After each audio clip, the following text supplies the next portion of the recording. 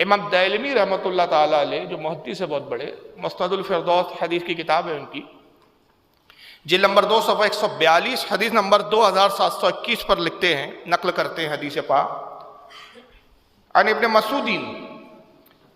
حضرت عبداللہ ابن مسعود رضی اللہ تعالیٰ عنہ سے راوی روایت ہے۔ یہ بہت بڑے جلیل و قدر صحابی ہے، فقیہ صحابی ہے، اور ان کی فضیلت تو بہت زیادہ ہے، حضور نے ان کو اپنی امت کا فقیہ بھی قرار دیا ہے، مگر ایک اتنی عظیم فضیلت ہے حضرت عبداللہ ابن مسعود رضی اللہ تعالیٰ عنہ کی کہ جو کسی اور صحابی کو میسر نہیں ہے۔ سرکار نے عبداللہ ابن مسعود کو فرمایا کہ عبداللہ ابن مسعود میری امت کا وہ صحابی ہے، وہ شخص ہے کہ عبداللہ ابن مسعود میری امت کے لیے جس چیز کو پسند کر لے اللہ تعالیٰ بھی اسی کو پسند فرما لیتا ہے۔ ان کی پسند اللہ کی پسند ہے۔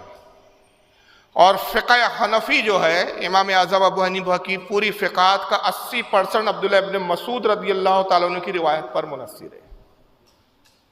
اپنے وقت کے فقیہ صحابی ہے، ان سے روایت کہتے قالا، وہ کہتے ہیں حب آل محمد یوما، ایک دن کی محبت اہل بیت کی، ایک روز اہل بیت کی محبت کا اظہار کرنا، ایک دن اہل بیت کی محبت میں گزار دینا، خیر من عبادتی سنتین، کہتے ہیں کہ ایک سال پورے ماہ مقبول عبادت سے افضل ترین ہے۔ ایک دن اہل بیت کی محبت میں گزار دینا پورے سال کی عبادت سے بہتر ہے۔ اور پھر دوسرا انعام وَمَن مَاتَ عَلَيْهِ دَخَلَ الْجَنَّةَ، اور ایسا شخص جب انتقال کرتا ہے اللہ تعالیٰ اس کو جنت میں داخل فرما دے گا۔ تو ایک دن کی محبت جنت میں دخول کا ذریعہ ہے،